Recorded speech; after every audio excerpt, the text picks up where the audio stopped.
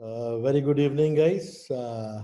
Very welcome to our sixth episode of Meet the Master Craftsman. On this platform, we introduce to you uh, our ex-students who have passed out from our academy some time back, and then they have gone ahead and worked their path, worked their career, struggled through with hard work put into it, and they have got success and they've made their life and all that kind of stuff.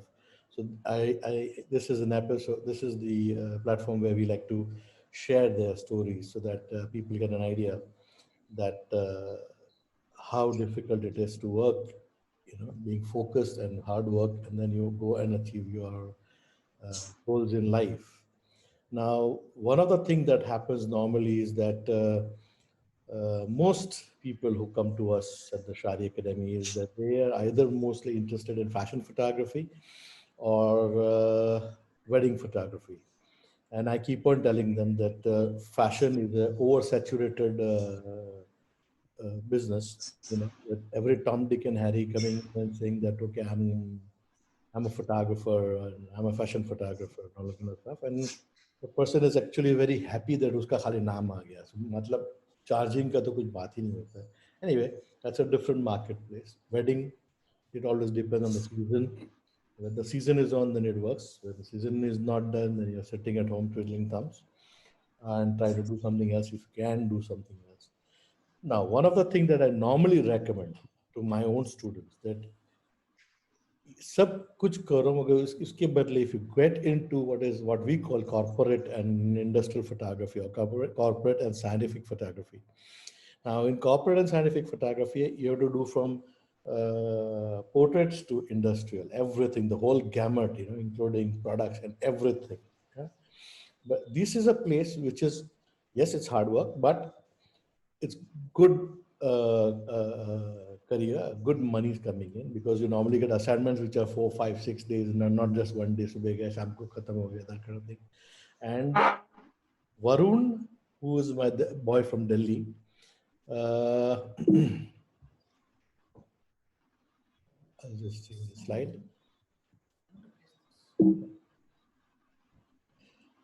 From Delhi, and I just found out actually when I didn't know he would studied in Triveni Kala Sangam, and then of course he came to Shari.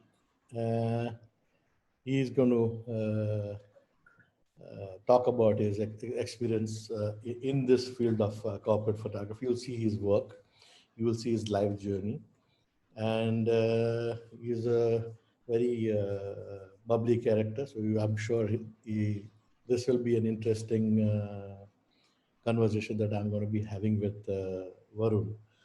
So Varun, welcome to Meet the Master Craftsman. I'm so happy to see you after such a long time. In fact, we were just discussing last we saw each other was I think earlier, but I think 4 years back. True. That's the time when you came with the kids and all that kind of stuff. I still remember them running around on the table and all that thing. It was a lot of fun. Now, what I want to ask you is, you're from Delhi, and you went into this Kala Academy and all. How did you think about photography? Photography was never my first choice, being honest. Okay. So I was actually thinking of getting into some kind of course, glamorous stream, which attracted me the most was, of course, getting into airlines, being a crew or something. So I actually tried quite a lot for that.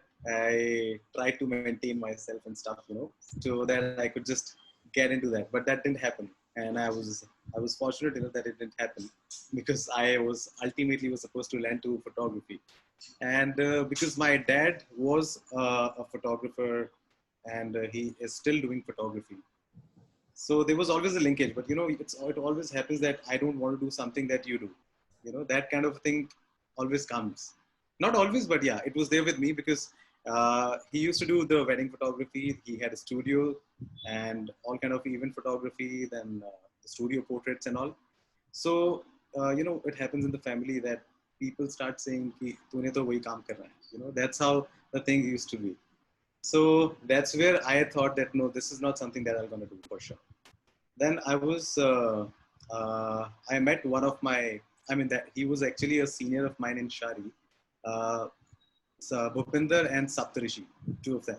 Oh, yeah, So yeah. that's when I got to know. I think they were Bhupi, passed out of, yeah, correct, Bhupi. So they were passed out of 2007, if I'm not wrong, or six. So when I met them, I got to know that they are working with some magazine. So that was another exposure to me. For me, photography was that studio where my dad used to sit. So that's what something which I was never too interested in. But when I got to know that there are some jobs in photography and you can, you know, do some different kind of photography which can go in your magazines and stuff, you know. So that's where I was a little inclined towards it. And I asked him that, where should I go for a photography course? And of course, the one answer that came to me was Shari. And I would actually want to mention another name, Sandeep Maheshwari. I am sure many people would know him now. He has his own stock website, Images Library. So Images Bazaar. Yeah. So he was a friend to us. I mean, my dad knew him quite well. So he was another person I asked that where should I go for my photography course. So again, the second person I asked, again, that influential person, he also said Shari. So there was no second thought to, you know, go anywhere else. So that's when I decided to go to Shari. And of course, initially I did a 1 year course from Triveni Kala Sangam here. And that's after that I decided to go to Shari and do some advanced photography stuff. Another try. But how come you made a choice of corporate? Because since you had a background of wedding and studio photography, and you shifted into something totally very different. Well, as I already said, I was not really inclined towards that kind of photography. that was never something that I ever wanted to do. So I always get, you know, excited to see the people like they're dressing up, they're going to the office, they are going in the morning. People don't really prefer, not creative people won't prefer a 9 to 6 kind of a job, but somehow that's something that I used to get excited about. That okay, you're dressing up, you're going to a office, all dressed in formal and stuff, you know.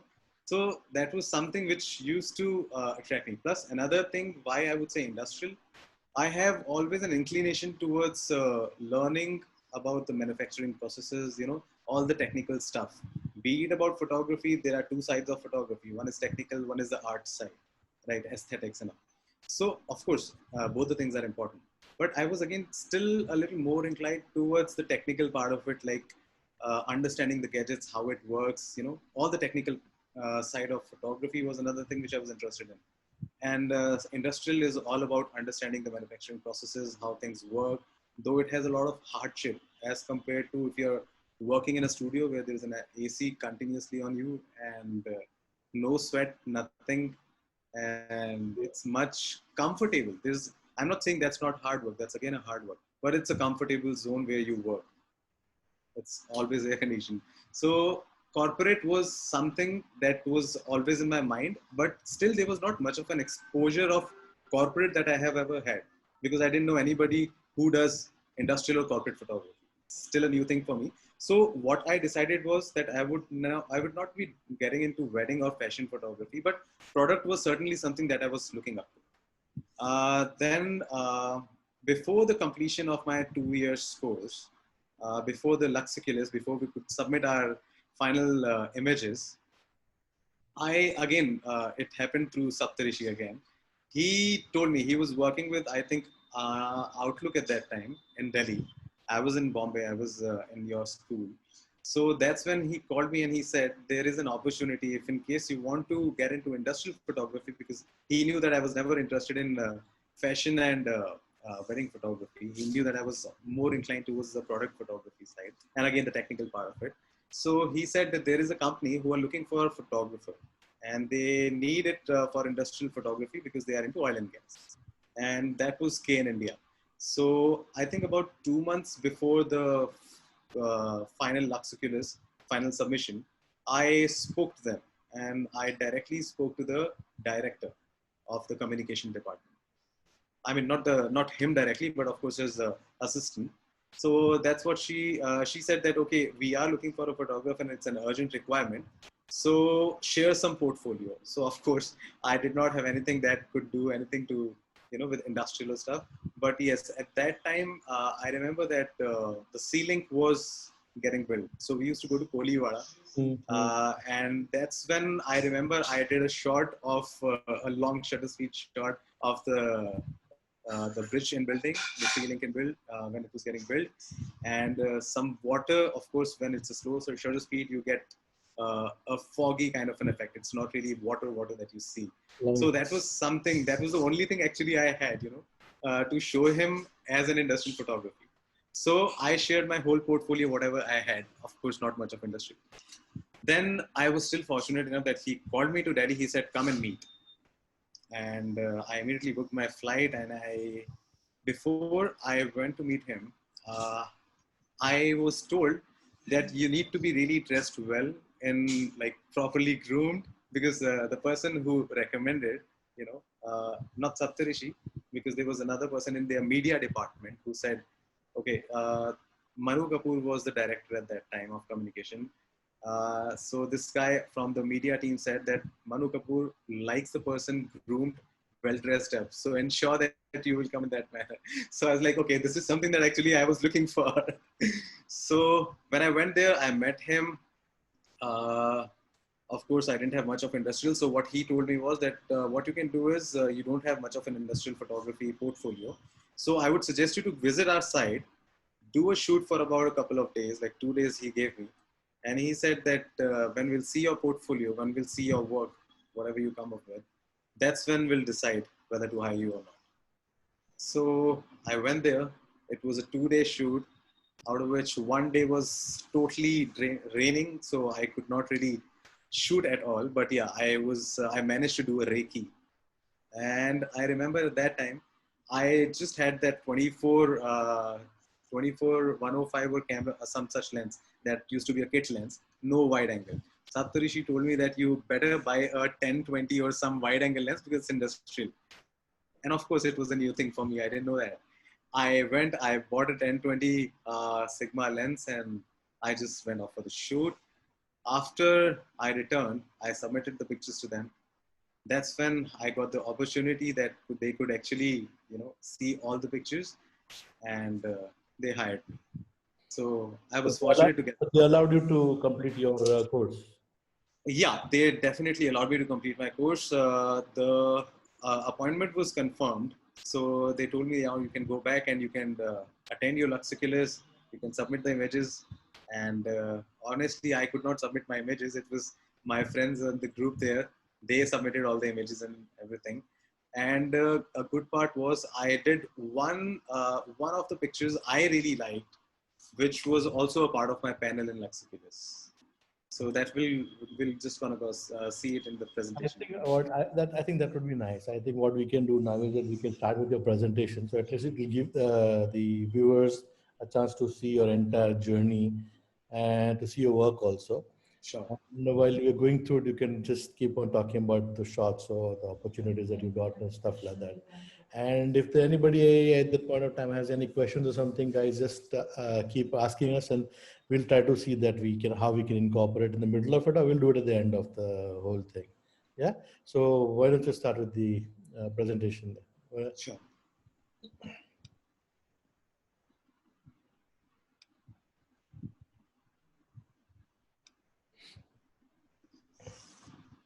It's visible, sir? Yes. Yeah. Okay. Yeah. Okay, so that's just an introduction. The name of my company is Rolling Pics. Rolling Pics, I see. Yeah. So we'll begin with the Shari days. It was in 2007 when I started my training there. So I'm sure I remember those antiquity shot of yours.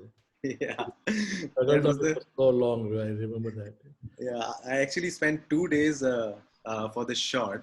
Why 2 days? Because this was actually a macro and with an extension tube and all, So the idea why it took 2 days was these are the droplets. I'm sure you would remember that. Mm-hmm. And the bottle is actually behind the droplets. So I wanted this droplets to stay on a glass, so that I can just take a shot, because of course doing all the lighting stuff and everything, it takes time. So the problem where I was stuck was that I could not hold these drops on that glass. And I spoke to Bunty. He tried multiple things with me, but unfortunately, we could not really get the drops to get hold on that glass. So we used glycerine. We used different, some plain glass. Then we used some frosted film on the glass and stuff, but nothing worked for us. So the first day got over, and I told Bunty that I want the setup to be here because I really want to do this shot.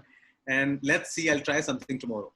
And that first day at night, I was out somewhere for a dinner, and it was a local restaurant, a South Indian restaurant. I ordered something from a menu, and I was just drinking water there, So a little bit of water fell on that menu, right? So that menu was that cheap plastic cover on that, And I was like, wow, iske upar drop ruk raha hai. So I thought that is what I need. So the very next day, I went to a stationery and I ordered a file with that similar kind of a plastic, So that plastic was actually used to complete the shoot the next day. So that was an interesting learning that happened, That's how you learn. That's how you Yeah, learn. yeah. But that's the thing, no. People today are not observant, They're not observant with what's happening. Like you saw that droplet falling on the menu and you clicked to it, this could work for me. Correct. Today's kids, my God, you got to whack them to see things here. Anyway, let's continue. Yeah. So this was your perfume, sir. I'm sure you remember that. I still use that bottle. Yeah. So yeah, that was another shot of mine where, of course, Bunty really helped me quite a lot. This was a multiple exposure. And one shot, the bottle was flat, and another one, we turned the bottle. And another shot on the right, I had to run to Lal Bagh wala Chowk, to get this omelette from there, like the sunny side up thing. So whole thing was done, the whole setup was done, but I had to run for this. And by the time I came back, it was in bad shape. This yolk actually got spilled all over. So it was just learning days, So just wanted to share some of such pictures. Yeah, this is interesting stuff you do in life. Yeah. So that was in what was the name of the place? Near VT, where you have all the vegetable stuff and all. What was that?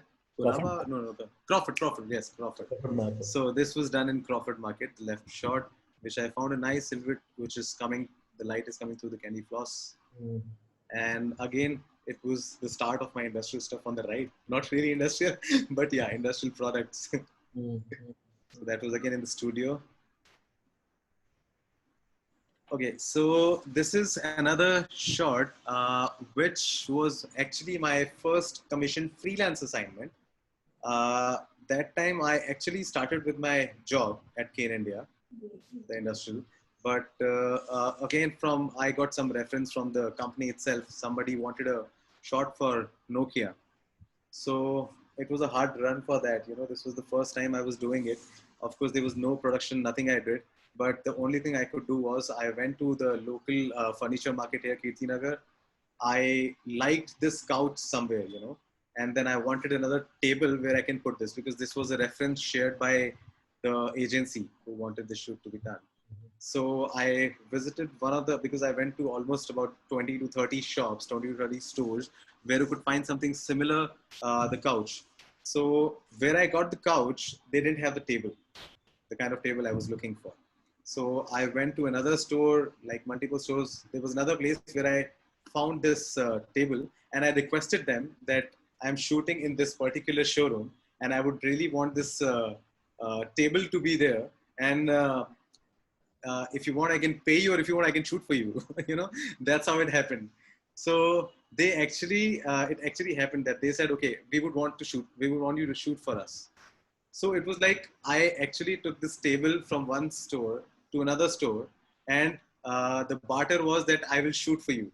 So that was another entry for me to another client, And who yeah, could give me another work. how it works. Yeah. Yeah, so that is how the shot was done. And fortunately, after that, that client is still with me even now. It's been almost 9 years and I'm shooting with him. And we are like actually doing some advanced stuff with them because they are getting into e-commerce. So we'll be doing the turntable setup, the cyclorama setup and everything at Yeah. his own factory. So that will be another thing. So it was a good thing to, interact with multiple people and just grab another opportunity. Absolutely. So this was the shot that I was talking about. This was my first shot, which actually got appreciated by you as well, because that's what I did when I was at location for 2 days. And this was the shot that went on the panel, that came up on the panel in the Lux Oculus. That's correct. So that's how the journey started in industrial. And this is actually inside a tank because that whole area was still building up. It was under construction. And this is in Barmer, Rajasthan. So that's actually where they have a lot of multiple wells where the whole processing terminal is there. And this is, I am inside one of the tanks, which now has oil in it. So there was light falling from the top and this ladder was there. And I just asked these two guys to just stand there because I believe the human element really adds a lot to an image. Always. And I just thought about this image, that how this image will finally look. So there was light coming from the top. It really didn't have anything to do with hope in industrial, but I just told them to look up, because there was light falling.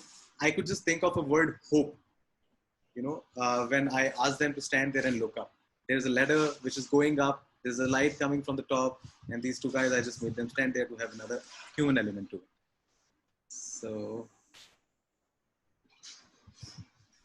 okay, that's again in that same processing terminal. The shot on the left, this was one of our covers in annual report of Kane India. That was my first cover to go in one of the annual reports. So now I see that it could have been even better, the right time of the day, or even the better light that I have from the front. The mixing of light could have been better, but as it was the beginning for me, so that is how it came up, and it was appreciated. At least you're using lines and also it's good. Yeah. So yeah, I actually believe when we are doing industrial, more or less, what I follow is geometrical figures. There's a lot of geometrical compositions we can make in there. So that really interests me quite a lot. Yeah, there's a lot of lines, a lot of patterns and things like that. Absolutely. So this was actually a series of pictures that we did for the same annual report, which had almost all the black, not almost actually, it was the whole all the pictures were black and white. So it was of course shot in color, but we converted this into black and white, and I'm showing it in a way how I began to do industrial stuff. So I now see these pictures and I feel that there's a lot of improvement that's possible. But I thought that it's better to run through the whole repertoire in a way that how I started and how the things got improved. With the That's how you learn, Varun. Because even when we had Rajiv, he put up his old work of the car shoots. Right. They were quite, they were like so kind of stuff. But as he progressed over the years, the shots became so good, it's not a joke, I'm sure, sir. I'm sure. Next. So yeah, the school learning is of course understanding the basics, the roots of it. Yeah. But rest everything you learn when you work, when you actually on the job. So this is again, I wanted to show these pictures. Why? Because I don't write them at all now. It's like the people who are there, they're actually getting merged in the whole thing. The images are so busy, I don't know what to look at. Not to the people or the things around. But yeah, that was something that I started with. So, okay, so these are again some shadows that I've used. I try to use shadows quite a lot. You will see in my work, like which I'm about to share now. So these are like some of the shadows which I really liked, how they were making the patterns. And when we show a cycle in an industrial facility, so it shows that they are environmental friendly. They don't use vehicles in the industry.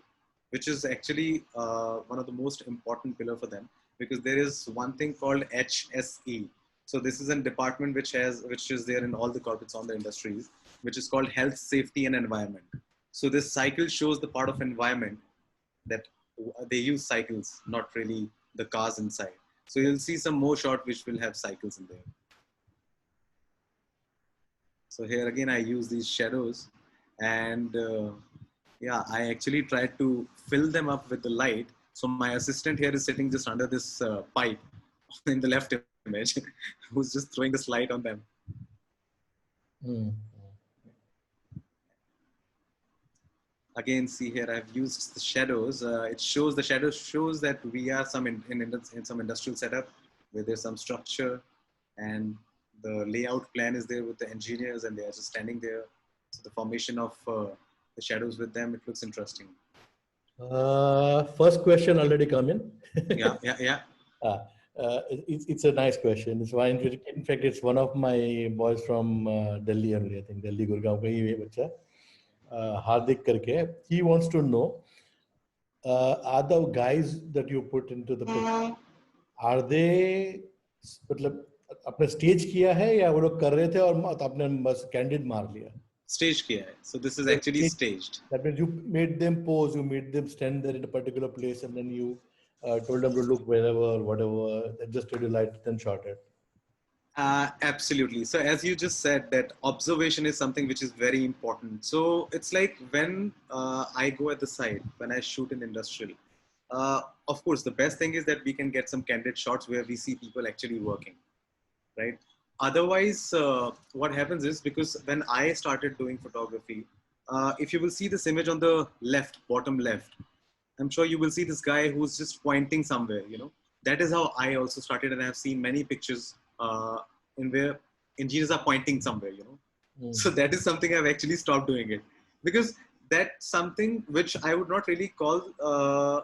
See, most of the people, what they do in industrial is either they ask someone to turn a knob, some kind of a valve or something. Either they ask someone to just point somewhere, you know. So being observant, when you see what exactly is happening around you, you actually need to follow that when you stage them. So staging is something which I actually promote, but ensuring that it should not look staged, it should look real. So I'm glad that the person Hardik who pointed this out, he didn't say it's staged. He asked me whether it's staged or not. So I will take this as a compliment for me. Question is, yeah, I'm sure he's going to come after you in Delhi to ask you for assistantship. I actually got a mail from him already. Yeah. I had a feeling of that. Yeah. You know, Hardik a bit chara, but we always, of course, you know, tease him anyway. Next week. So that's where you can see, sir, all the geographical compositions that I have made here.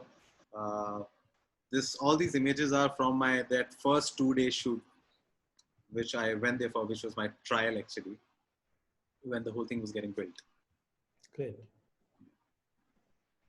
Oh, I love that shot of yours. Thank you. Thank you so much. The sun at the back and the rig in the silhouette with a little bit of details in it. I don't know. First time you showed it to me, and I said, "Wow, what a shot!" You know. Here, I think I'm going to ask you a question, because it's again somebody like Hardik is going to wake up on this. This was in a boat, or were you on a chopper? Well, sir, I was in a boat. It was actually a vessel which normally feed. See, this is a basin where there are multiple platforms. So there are multiple wells. They have each well has a platform. So this is one of the platform which has a rig with it. So these will be very technical words, like may not be easily understandable by everyone. So, but how it is supposed to be is, wherever there is a well in a sea, there is a platform that they build. Platform is a fixed structure where a chopper can go, it can land, and people go there in shifts. The engineers go there in shifts. So that is where they extract the oil from, and through the pipelines. So that is actually just a platform, which is a service platform for that well.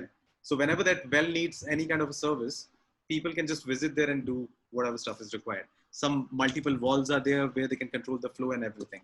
Mm-hmm. So here I was in a vessel, and that vessel, we actually pushed it almost towards the shore, where it could not go beyond that.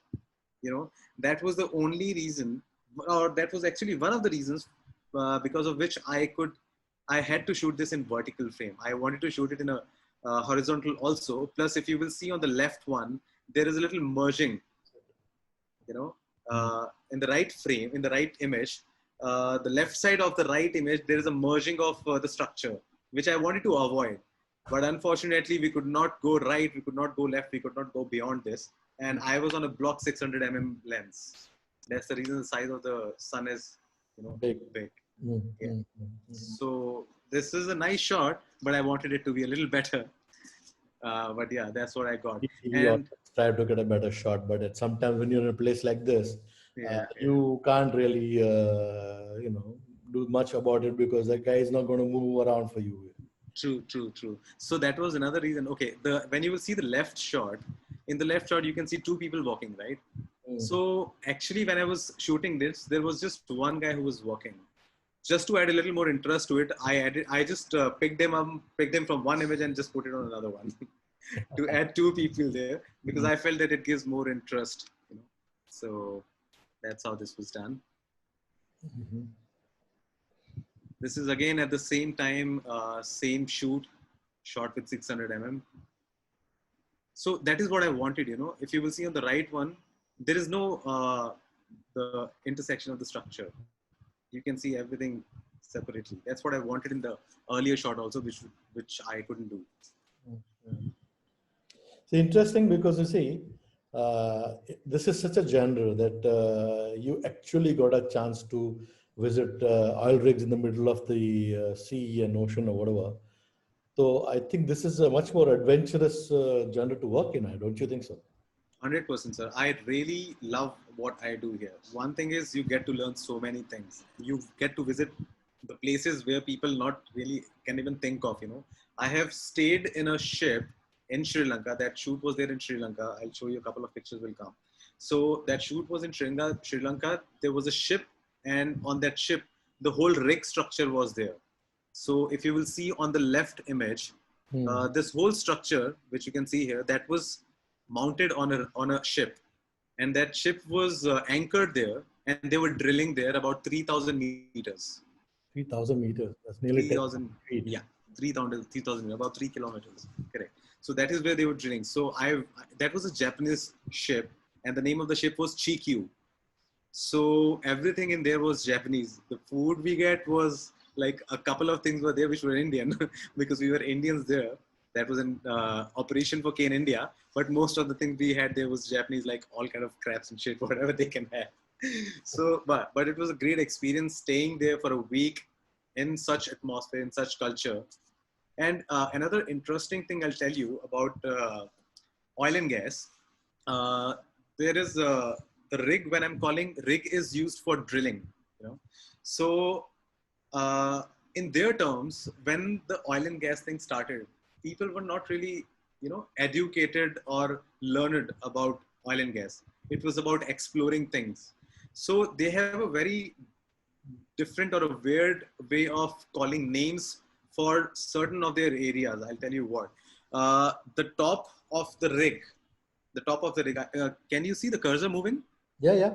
Okay, so this area, there is a board here, which they used to call, or they even now they call monkey board, right? So this is called monkey board. Why? Because they used to throw casings from here, casings that goes inside the well to mount it, you know. So there used to be a guy here who pulls the casing and get it in the center. So he actually used to jump like a monkey. So they used to call this as a monkey board, right? And the person who used to operate this rig, there was a cabin. There's a cabin somewhere here. I'll show you that picture of a person who was sitting in there. So that cabin used to that was called dog house, because that person needs to be up throughout the night, every time alert, because it can be really hazardous if he just loses on his concentration for whatever he's doing. So that thing used to be called dog house because he was supposed to be up. You know? Okay, so this is for these two shots. I'll tell you something. both the shots are taken from the same place. I'm there standing at the same place, same spot. I moved the camera towards the right, so that's where I could see the another structure. Okay, so when I turned the camera towards left, so I shot this. So this whole light, which you can see on this structure, is coming from the ship, which is standing here. Yeah, kind of. Otherwise, correct. Otherwise, it would have been dark. True. So that was another thing. One question has come for you from one of Yeah. our ex-kids. Yeah. He said that when you use the 600 lens on a vessel, Yeah. were you not worried about getting a shake or something like that? Because he said, did you get a shake or not?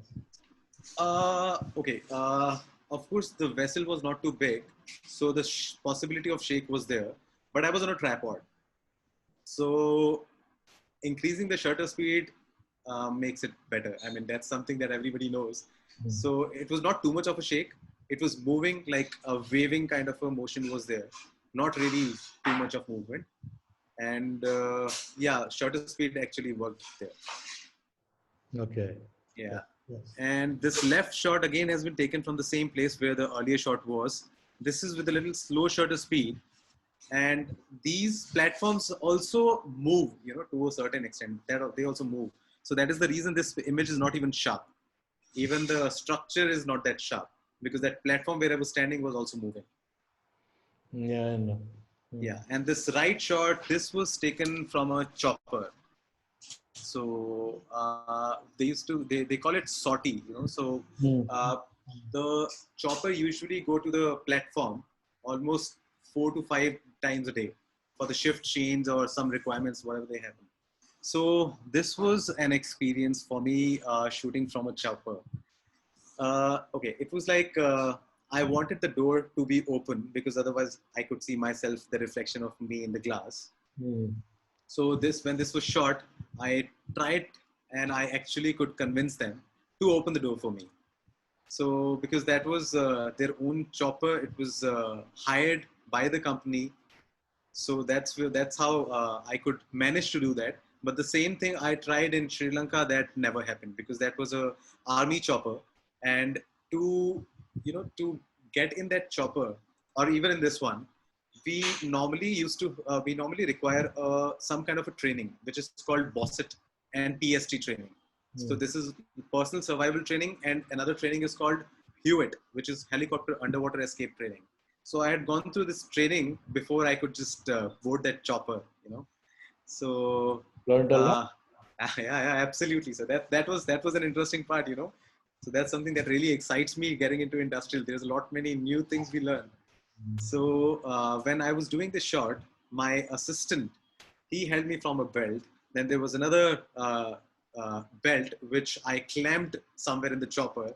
I was directly conversating with the pilot that how I want this shot, you know. So we normally hovering is required whenever we are shooting from a chopper.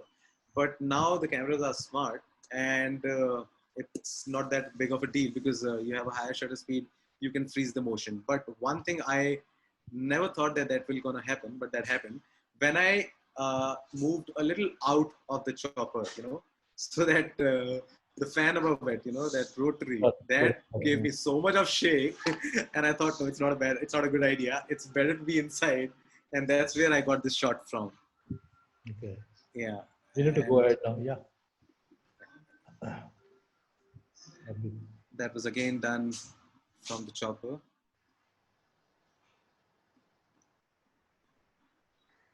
Yeah, right hand side. Okay, this is the shot when you first time showed me. Also, I loved it. Yeah. This is a shot that also got published in a newspaper in London where there was a business news for Kane PLC, the parent company. So that was a shot where the pipeline was going from Rajasthan to Gujarat.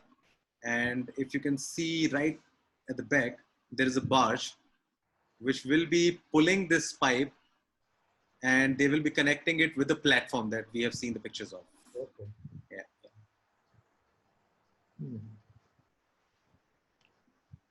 Okay, somehow I've started loving doing this. So I've done this with a couple of images of mine. This left image, it's again a rig where there's a water body and this image is upside down. That's not how I shot this. So that's an image upside down. That's okay. And It looks nice. So it's okay. yeah. So it's like a little different and interesting visual it becomes. And on the right one, it's again, we also prefer to show the area along with the people and the sustainability shot, we call it, where we need to show that life is still around the areas where the operations are. So that becomes very important for the companies. Okay, that's actually where the drilling is happening in the left image. That is where actually the drilling was happening, and what they call this thing is BOP, blowout preventer. So that's where they put a Christmas tree kind of thing, which controls the well so that it doesn't blow out the oil pressure. So that was another angle which I really liked doing, because it was a top angle taken from the top, where you can see all the things happening at the bottom and all the people at work. So this right shot, again, this was a shot where I asked this person to move. So there were multiple trials. I wanted this his toe and the legs to be in the right position how I wanted it. So that was again at the same place where this rig was. This is again the drilling floor. And I was standing somewhere on the top of a structure, which was not really safe for me. But again, if it is all about industrial, you have to be geared properly. And then everything can be, like any such thing can be safe for you. Wearing a helmet, wearing the harness and everything, all those things are very important to be.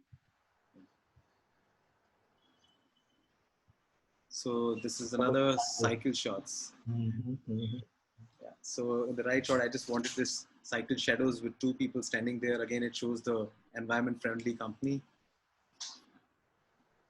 Yeah. Night shot, one of my favorites. Even I used to love doing night shots. Yeah. So night shots with some reflection, and fortunately to get a good colors in sky. And again, on the right hand side, it's some shadows happening, and happy faces of the employees is something what companies always looking for. True.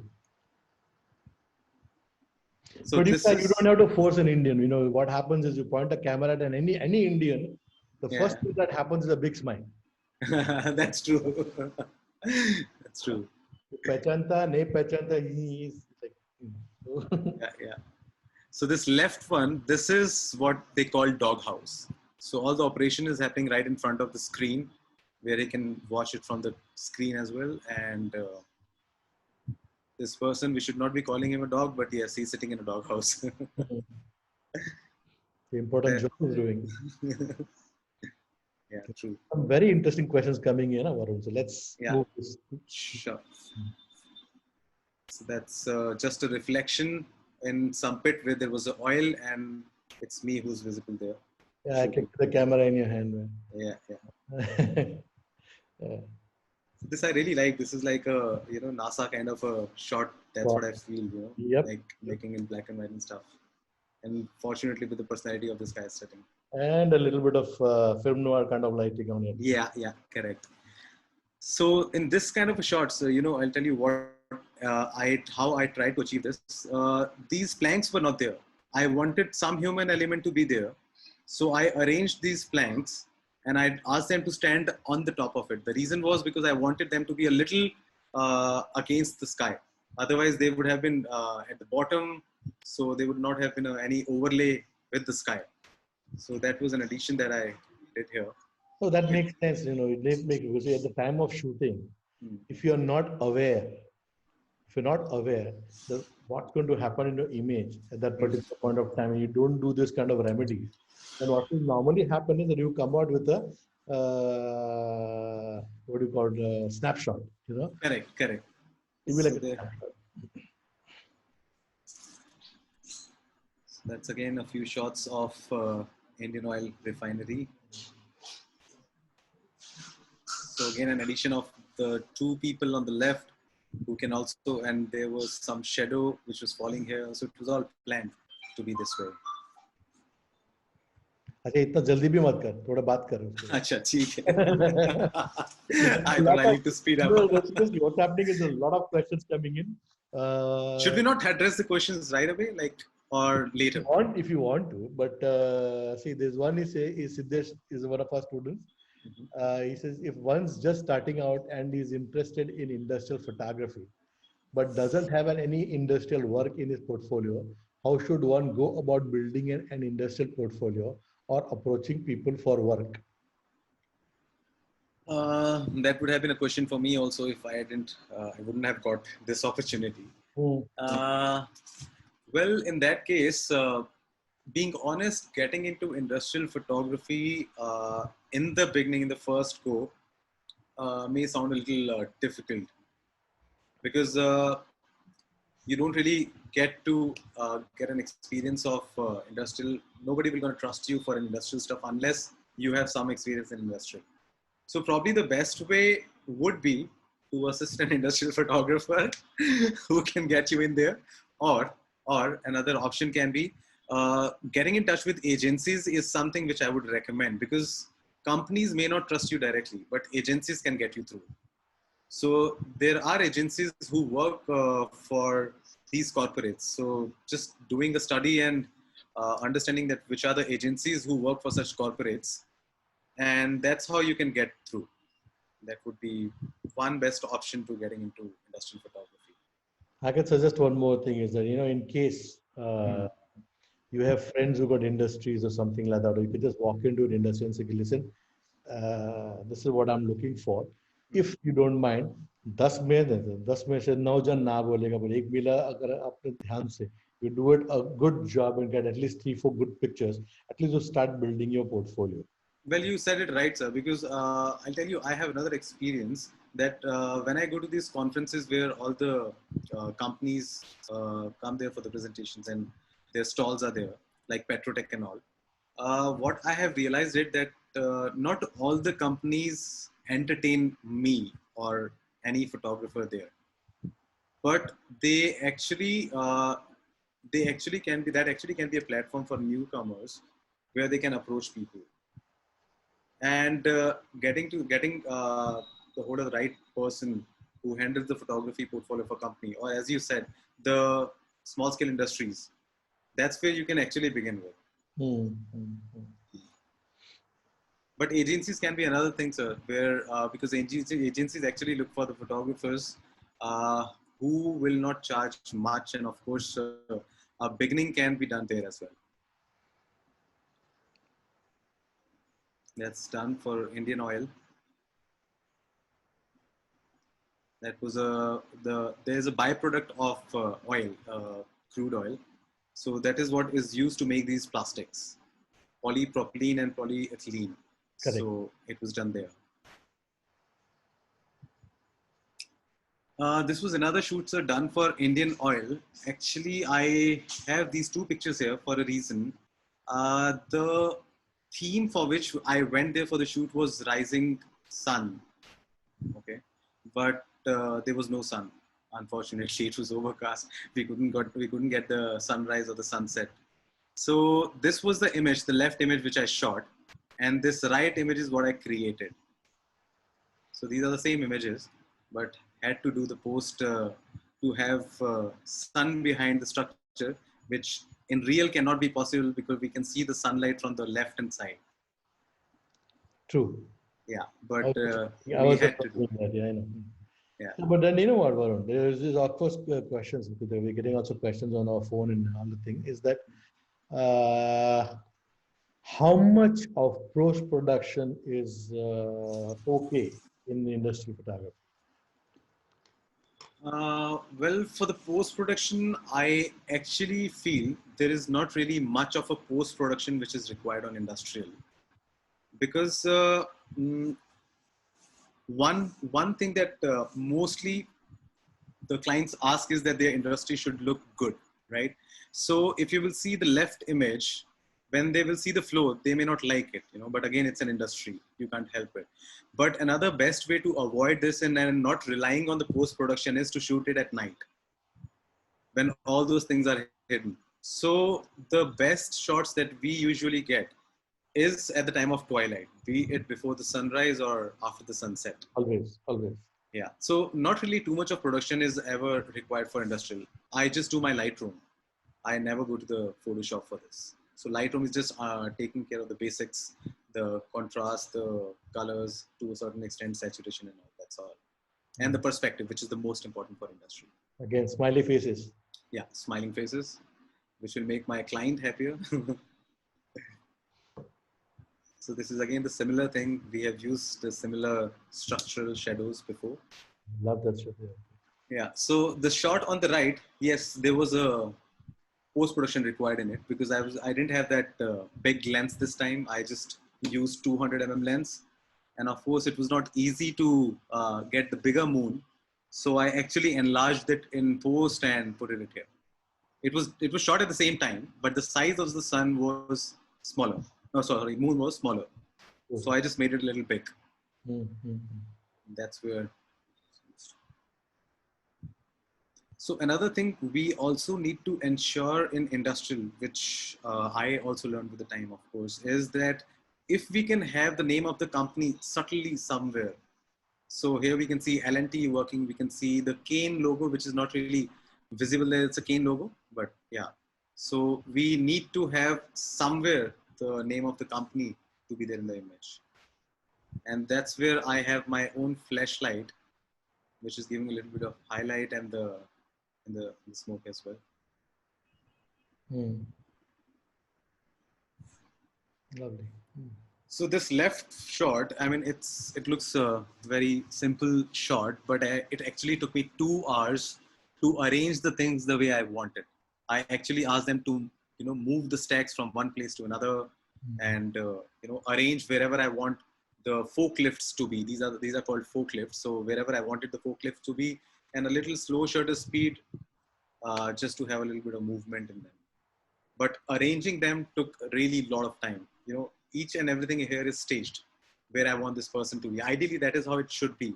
But there was so much of things scattered everywhere that one has to spend time to arrange such a shot.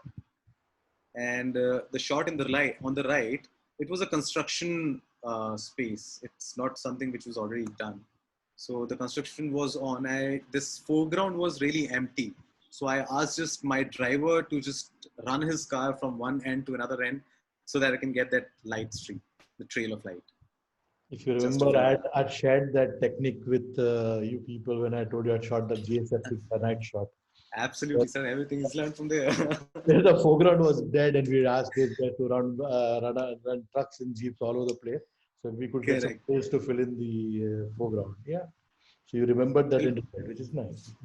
Absolutely, sir. There'll be another interesting shot coming, which will have another more light trails in it. So that was when I was done with Kane India, and I moved to another company, Jindal Steel and Power. That was my second job, where I just worked for about a few months, about 10 months or so. So that's the plant where the coal starts coming in, and there is also a part coke, which is also an ingredient for steel. So this image on the right, it was too dark there, so I had to push my ISO. So the best thing I could do was to make it black and white so that the noise doesn't look noise, it looks grain. Looks like grain there, yeah. Interesting.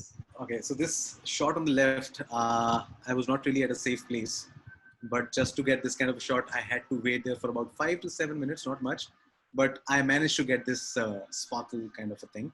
This is called a caster, where the molten steel goes and it casts into some shape. So they call it combi caster. And here we see the wire rods coming out. That's again the molten steel, and they are cleaning the ladles. This is called ladle, where they melt the steel. And I really like the way the light was coming through this hole on his face. That was the reason why I wanted to take this shot. Yeah, so you should be observant of all that thing. Only then you can shoot this. True. And another thing for industrial is that, as I said about HSC, which is health, safety, and environment. So the safety gears are actually very important. An industrial photographer need to know the safety gears which are required for the kind of activity these guys are involved in. like whatever operations they are into, we need to know that what are the gears which are required for a person working there. Because if we will not ensure that these guys are wearing those gears, probably those images will gonna get rejected later. True, true. Okay, that's a very, I mean, I really like this shot. It was quite interesting. It's in a power plant where they have the cooling towers, where they fall the water from a height. That's right. And I was right on the top of it, and there was some construction going at the bottom. So that's where I shot it. And another great thing was that when I went on the top of it, it was under construction, so there was no lift. The actual lift, which ideally should be there. So the shape of this one is cylindrical, but it's like the top is a little wider and the bottom is narrower. So the lift, which was right on the outer wall of this, it was really scary to be on the top of that, because when I boarded that lift, it was inclined, it was leaned forward. By the time we reached at the top, it was leaning at the back. So it was really risky to be on the top of it. It's part of industrial photography. That's true. And I already have one of the marks on my head, which happened because I was not wearing a helmet. So these are the pellets in the steel industry. Do you get a chance to make a recce before you go to this factories to shoot, or do you have to do it impromptu? So recce is always important, and we always do it a day before. That's what I thought. Yeah. Yeah, we always do a day before, because going there once and then coming back and then going doesn't make sense. So we just take the first day for the recce, where we understand the whole place as well as the lighting conditions, the times of the sunrises and the sunset and everything. So that's always important. If you feel that there's not much enough light, do you take artificial lights with you? I do take some lights, but I also started using their own electricians and their own lights. Wherever I want, I can move those things the way I want, because they are like much more powerful. They are under the control, and it actually absorbs really well within that situation. But somewhere, wherever it's required, I use my strobe lights, not the huge light setups. So like even in this one, okay, I somehow selected the wrong shot. So I can show you where the light is. There's a guy here who has this light, the flash, in his hand. Okay. Yeah. So yeah, we use lights. Doesn't matter. Line, pattern, that I love it. Yeah, lines and patterns. These are the railway tracks on the right. And this is called the cooling bed, where the steel is getting cooled after getting molded. These are some of the product shots in the factories itself. That's Jindal, I think. Yeah, that's in there. So that's another example of Photoshop, because one thing where we actually need Photoshop in industrial is when we are in a bad situation, the weather is bad, the time is less, you don't have any other choice other than shooting on the very same day. You cannot wait for sunlight to come in, because we are only dependent on the daylight. So this shot was this in real, what I shot. Haze. Yeah, it was full of haze. There was no light at all, but we didn't have a choice. We wanted one shot where we can see the whole expanse of the industry. So the Photoshop really helped me to reach here. So this shot, I just put it just for one reason, that I wanted to show that Photoshop, yes, sometimes it is very important. If you shoot at the right time with the right light, then of course there's not much of Photoshop required. Okay, so in 2014, you were kicked out of Jindal. Yeah, I was kicked out of Jindal when and actually if this would not have happened, I probably was in a comfort zone and always happy कि वहीं पे काम करते रहता, and everything would have been the same for me. But fortunately, I was told to get transferred to Odisha. That's when I thought that this is the right time to probably start my own venture. And I started my freelancing in then 2014. Okay, this is another image, sir. I'm sure you would remember that I went to London School of Photography, and I was sent.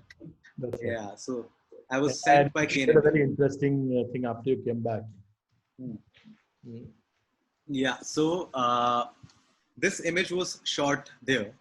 So in London, I just went for a short course for about a week, 10 days. That was the advanced studio lighting techniques. Okay.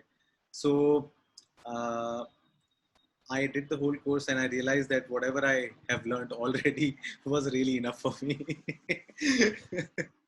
But yeah, it was another experience to be there. So, which was good. And No, I could any kind understand. of exposure is good. No, Varun. True, true. I think Certainly, it's sir. good. It's good that the company you worked for, I think they sponsored it. This, Absolutely. yeah, that by itself is pretty nice. They are caring. That's the thing about foreign companies. They're very caring about how they can improve their, their The personal, skills. the skill set of their people. So Yeah. I think that was a good thing to do. Certainly. But one thing what I learned there, sir, was that I told you that I was very technical, right? I used to get into technicalities too much, even if it is photography. But the transformation for me going to London School of Photography was for like that's subjective, just for me was that I should not get into too much of technicalities. The idea is what you want to achieve is something that you need to achieve. In So it most, doesn't matter. Yeah. So it doesn't matter whether it's a Nikon, Canon, Sony, or what stuff you have. So everything has, I have every camera is different. It's like different companies. That's fine. But the vision, the eye is yours. absolutely. So this image, which you have on the screen at the moment, sir, this is again an image which was upside down. Third I down, was just, yeah, sorry. I can make out it's upside down. Yeah. Yeah, yeah. So this was another, yeah. So this was an assignment given to us by the school. They wanted us to shoot this bridge.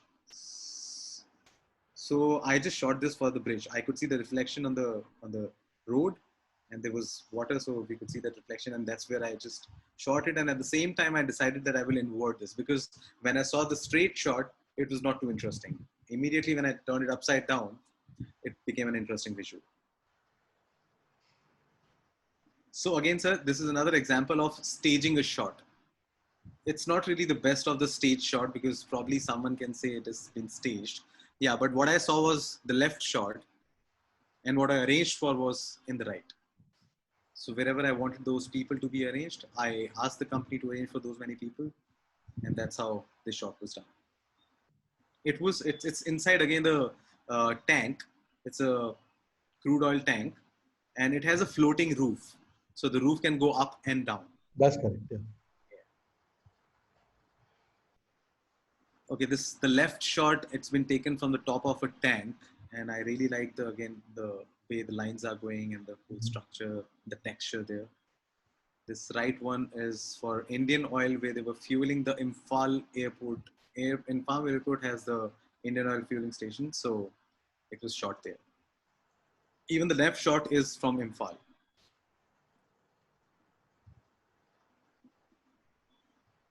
So from these sheds, we actually get these kind of lights coming in.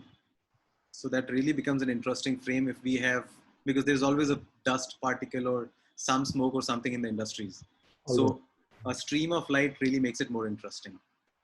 So now I have started using the drone as my basic equipment kit. So this right shot, it's been taken from a drone. And drone has actually made my efforts, I mean, it's much easier to shoot with the drone now. It is safer than climbing over and on a tank or something like that. Absolutely, absolutely. The only thing is that if I need to climb up something is when I need a panorama shot. And because the drone will do it the horizontal and I would want a vertical to have a more megapixel and more details to it. True. So this left one is again inside some chimney of a power plant. Again, I added another person here just to add a human element. So this person may not be visible, but the shadow is visible on the left. Definitely. So I quite like the way the light was falling and the whole structure inside, the texture. The right shot is also staged shot. I asked one of the person because I like the frame. See, what I do is I decide a frame. When I like a frame, I include people in it. That's the way I do it. So this is how this was done, the right shot, where one person was arranged in the front and then many people were there. So I asked them to just walk. Mm. The left shot, I was sleeping on the ground and taking the shot. This is a hydro power plant. This was done for GMR. So one of my favorite place to go and work is Himachal, and I just got just one assignment till now. Mm. So this was done from a drone. The left shot and the right shot. This is about, I guess, 20-25 minutes exposure. The right shot. It's a long exposure shot, 20-25 minutes, where these cranes were moving. So I could capture the arches, the light arches from the crane, Mm. Mm. just to make it a little more interesting, rather than having just a normal shot. Mm. So that's inside that tunnel, and I was again the shadow of the ladder, which shows that it's a tunnel, and it makes it more interesting. Mm. And if you will see in real, these colors are not there in a tunnel or something. Either you get these kind of colors with the welding or something that they're doing, where we get the blue color light, or you use your own lights. So this was used by my own lights. I use my own lights here to make it a little more colorful. So I again asked these guys to walk with something in their hand, some equipments in their hand, and purposely we have the car at the back so that we can get the light feel from the back. Mm. Sir, I never understood what is fine art in 2 years with you, but I guess but I guess you may consider this as a fine art shot, the left one.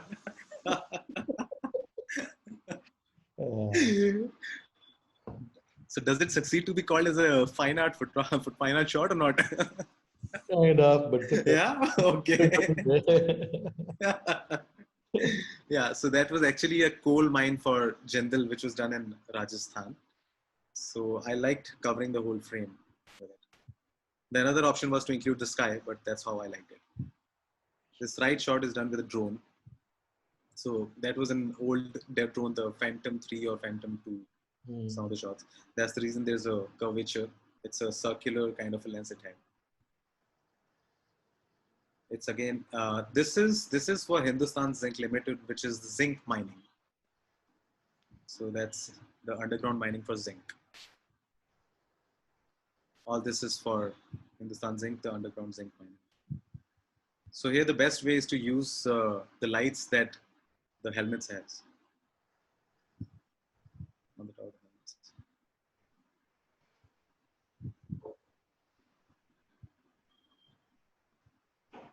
Another thing I would want to share for the steel, I missed on saying it there. While shooting on in steel plant, another challenge which I always faced, that the temperature where the molten steel is, the temperature there is about 1200 to 1500 degrees. So that's the time, and we actually have to wear a denim jacket. You know, so whatever the temperature, it doesn't matter. To be safe, you have to wear a denim jacket, and that's where it's not only us, it's the camera. जो कि उसकी भी जान निकल जाती है, and it ultimately, you know, one thing is that the sensor may get too hot, which will produce more noise. You know, that is one thing, and another thing is that sometimes the processor also becomes too hot and the camera switches off. You have to cool that down. Can you imagine us doing this kind of shots using film which would melt? Oh, I can't even think of any other option there. Yeah, so we should do it. Yeah, yeah. हम भी जुगाड़ करते थे ना. कैसा जुगाड़ होता था सर वो? Kids अरे would want to know. नहीं you keep it in a airtight box, you know, in a cool box. Take the film, click it, put it back in. Before it had to be very rush shot, very rush shot. Right, right. So the deeper you go, the hotter it becomes. Correct, correct. Into a mine or something like that. So you had to take an ice box or something like that, which would not be affected by external listing. At the same time, it can't be wet. True. Another situation that I face here is whenever I'm shooting in a coastal area, the time of my shoot is usually early morning before the sunrise. I go to the location. So the camera always has a frosting in front of it. The lens will always have frosting, which will last for about 30 to 40 minutes. Even if you will clean it, it'll gonna come back. So the best option and the only option we are left with is to sleep without ACs. That is true. That is true. Another couple of questions coming in here. Yeah. Niyati has asked you a very interesting question. Niyati is an the curator and an art critic. Lots of drama in your work. Obviously, you enjoy what you're doing. Let's say your best friend is getting married. Would you photograph the wedding? I wouldn't mind doing that. I will give him 10 of my best pictures. That's what we normally give this guy. Right? Yeah, that much I will do. She's got another question. She says, what was your most challenging shoot? Are you satisfied with the result? Okay, yes, the challenging shoot is about to come, so we will just talk about that. Okay. Right, because that required a lot of planning. Outlook is that also collector issue. Yeah, so this was the shot for Hindustan Zinc, and it went as a cover of Outlook. I remember you sharing this picture with me, and I Correct. at that time also thought. Yeah. Nice play of light happening. Okay, next. This was shot for Renew Power. The left shot is with the drone, and just having one human element which will break the monotony of the whole frame. I really liked it. And in the left one, there are two people which may not be visible now, but yeah, in a bigger picture, you may see it. This was another interesting frame. So the right one, I was actually on the top of one of the windmills, like right here of another windmill. And you got a good shot. Good correct. Because this is again not possible with the drone. I have the drone there, but again, the vertical shot where I could get this depth, because this is with a tele and the drone would have all whites. Right. So this wasn't possible. Okay, this actually we shot the Delhi airport and Hyderabad airport for GMR. So that's when I managed to capture a panning shot of Air India flight. That's again at the airport.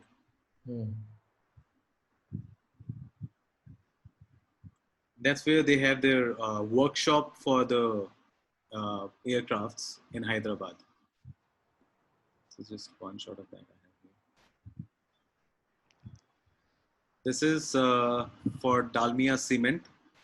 The left shot, again, I was on the top of one of the trucks, and this shot also required quite a lot of planning, because the trucks and everything was not the way it's looking here. It was all arranged for the shot. Some of the trucks were parked here. I asked some of the trucks to move so that we could get some light trails here, some light falling on the floor. So that is how this was done. And again, at the right time of the day. So just playing with the shadows here. So that also happens, like that was one shot which I showed where the light was not favorable. Here again, the light was not favorable. So I decided to convert this into black and white to make it a little more interesting. Super wide, or was it a fisheye? Not, it's not a fisheye. No, it's not a fisheye. It was 15 mm Kalsi's. Yeah. Okay, so now there are some panoramas. Okay, this is the shot I wanted to talk about.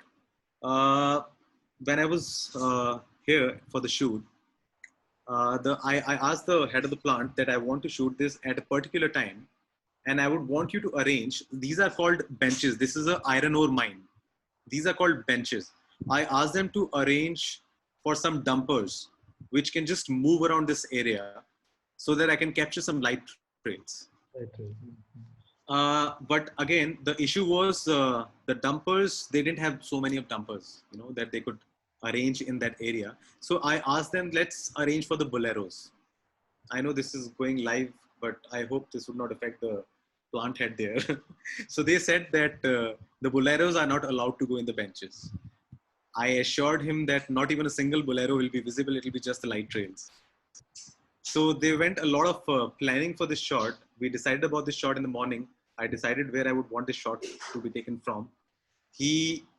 I could convince him, and he arranged for about 7 to 8 boleros, which were right in the benches.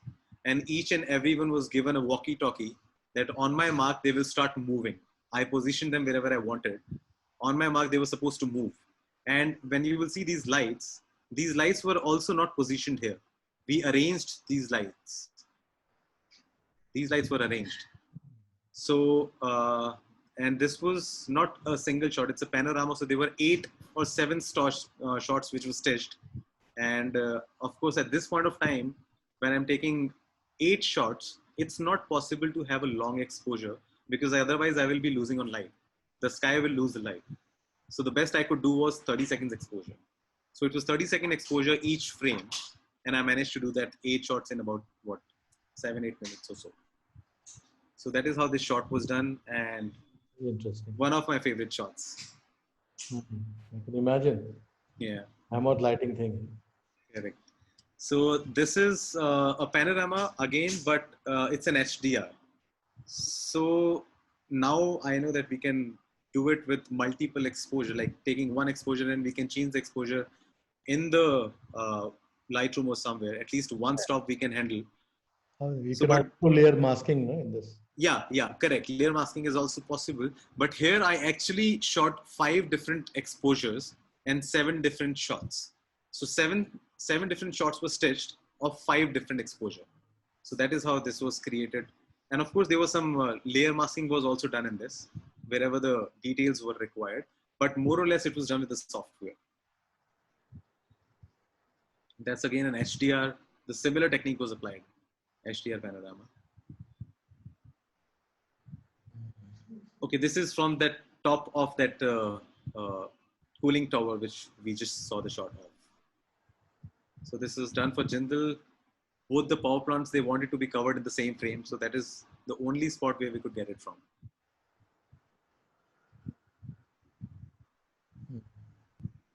That's a nice this guy on the right hand side.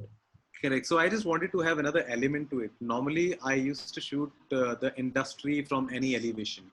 But here I thought, let's include a person or some structure, on one side of the panorama, which will have more interest to it.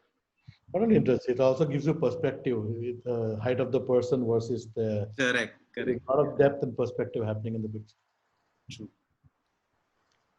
This was 360-degree panorama. That was done with the fish islands. Okay. This is something you guys can do in your sleep. Sorry? After Rohinton's teaching on how to shoot panorama, I think you guys can do all this stuff in your sleep. Yeah, true, very true. And another great thing was that he had shown me so many of industrial his shots, Rohinton's shot. That also gave me a lot of confidence that this can be done. And another thing I remember, I must share that before I actually went for the Kane India the interview, I actually saw the whole profile of the company, that how the shoot was done and everything. And the challenging part was, before me, the person who used to shoot for Kane India was Iqbal Muhammad. So when I saw his shots, of course, I didn't have any idea about what industrial is and how industrial is done. I saw his shots and I saw that he is shooting with 5.6 apertures from a chopper. I was like, 5.6 se kaun karta hai? There's no depth.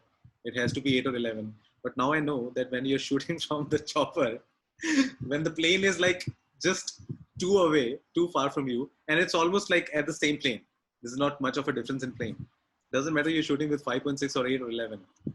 Exactly. But 5.6 is actually required. You're focusing on the gross infinity, so it doesn't make a difference. Absolutely.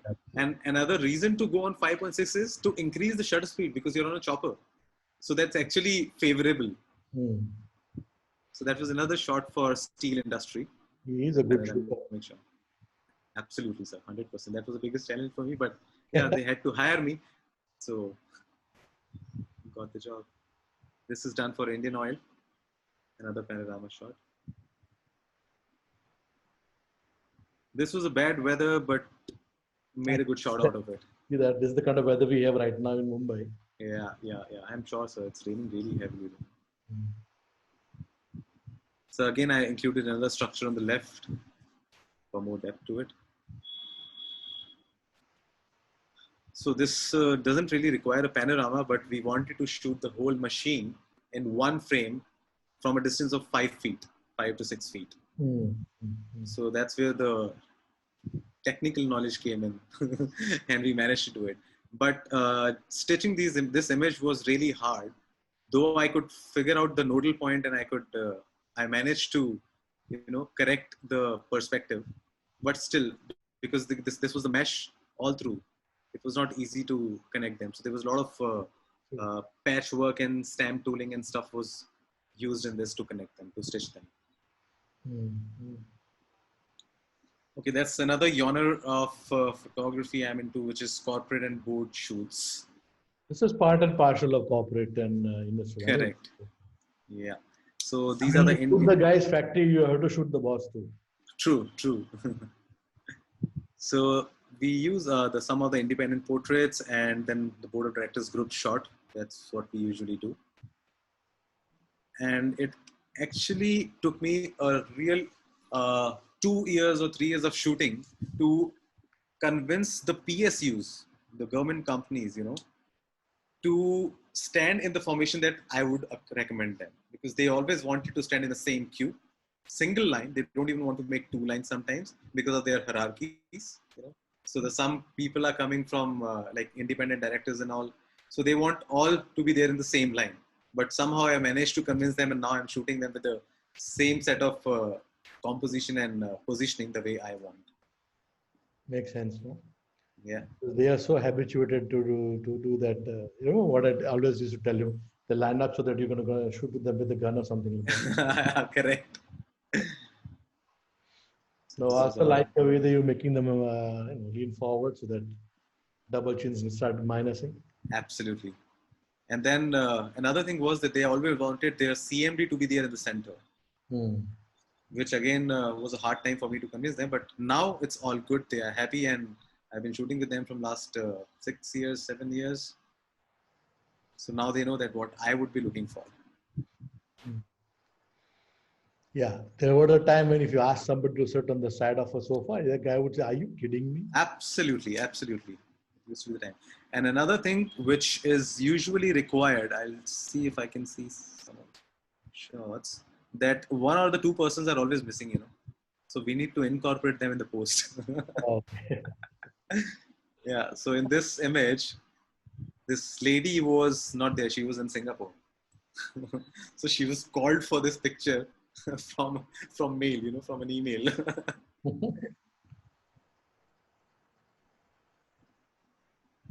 Again, in this one, there were a couple of people, probably this guy and these two, who were not there at the time of shoot.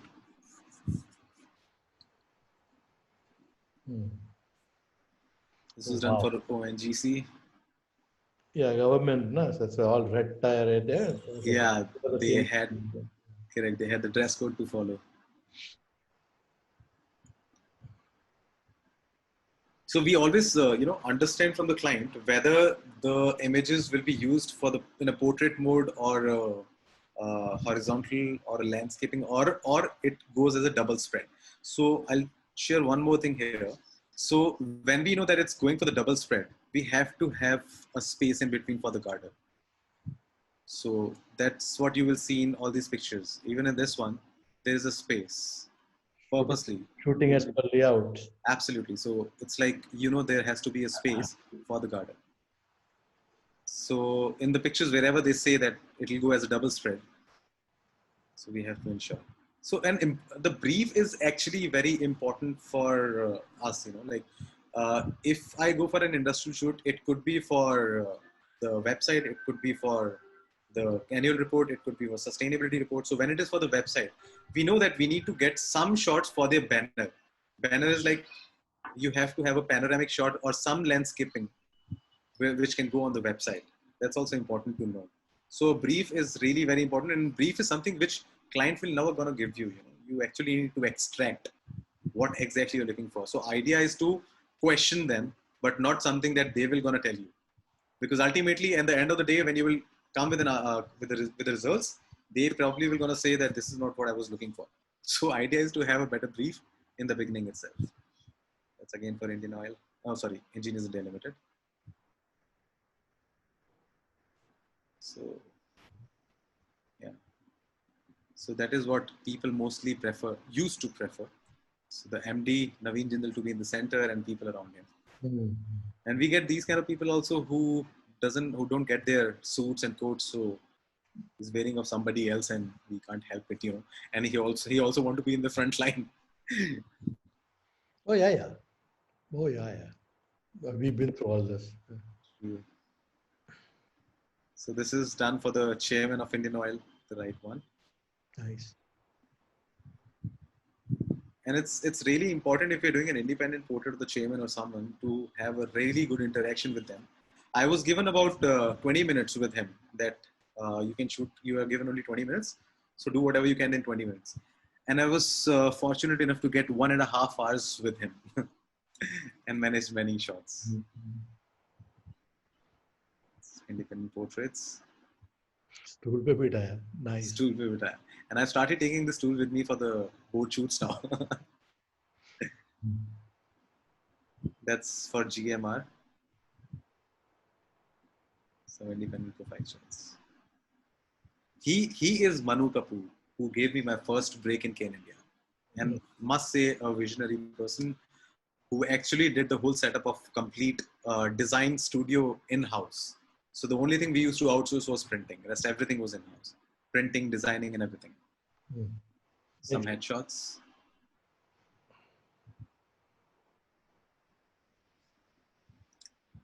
Okay, so we were talking about the planning of the shots. So this is one of my shots which actually require a lot of planning. So this is the people who are standing in the formation of the company logo. So the kind of planning that has gone through is first thing was that I was arranging so many people was the first question whether we will get or not, because then only we can plan for the shot. So first thing was that I actually arranged I actually had a Kane logo. I derived the ratio of the logo, and similarly that I multiplied that in the real situation, that how many feet in width and how many feet in height I would actually need to stencil on the ground to create such shot. And another thing which was calculated way before was that what will be the height of the shadow which I would require at the time of shoot, considering the distance of each letter with each other. So I decided that I want, say, about 4 feet or 5 feet or 6 feet of height. Then I went at the location. I chose the time of the day when the sun will be at about such an angle when I can have about 5 feet of height or length of my shadow. So that was somewhere between around 2 o'clock or something. The shot was done. And the stencil was done for about 150 feet in width and 25 feet in height. That was the stencil work which was done here. And I had an open ground. So I was fortunate enough to move myself or stencil it in a way I want, where the sun would be from the right hand side, throwing the shadows on the left. And the time which I had was about from 2 o'clock to about 2:10 or 2:15, because otherwise the shadow will start moving. So there was a very small window I had, and arranging so many people was a task. So what I did this in, this happened in actually 2 days. The first day I managed to do the shot. Okay. So what I did was I didn't really arrange for these 250 people or 300 people, the number of people you see here. It was actually done by about 30 people or 40 people. So I arranged them in C, then I arranged them in A, then in I, then R, and then N. That is how the shot was done. So this shot was actually stitched. Okay. So when I was actually doing it on the very first day, I tried doing the whole thing because this was not really planned and I didn't know actually what may go wrong at the end of the day. So I did the whole shot in the same day. About 40 minutes it took, but the shadow moved. So I was returning back to Delhi. This was done in Rajasthan. I was returning back. I was halfway to Jodhpur because from Jodhpur we used to take flight. I was halfway to Jodhpur and I called my senior. I told her that I need to go back because my shot is not good. I didn't like the shot. I need to take the shot again. She was like, how can you do that? I mean, the flight tickets are booked. You're coming back. There is some work here. But I said that, see, the shot that I'm doing is really nice. It will really gonna work, but I want to correct this because there's something which has gone wrong. So the shadow of R and N, it moved, So I got the permission to go back, and on the second day, I again arranged for these many people. And again, if I talk about arranging for the people, because I was working with Kane, so I had the flexibility to ask them to, if they cannot arrange for like 40 people or engineers. So the people who are standing here are gardeners, they are drivers, whatnot. So they were given the new coveralls, new helmets, new shoes, and that is how this shot was done in 2 days. So this was the first trial, which I actually did in 2 days.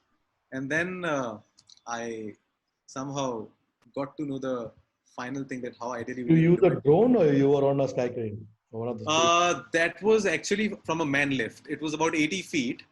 So I'll tell you another thing, sir.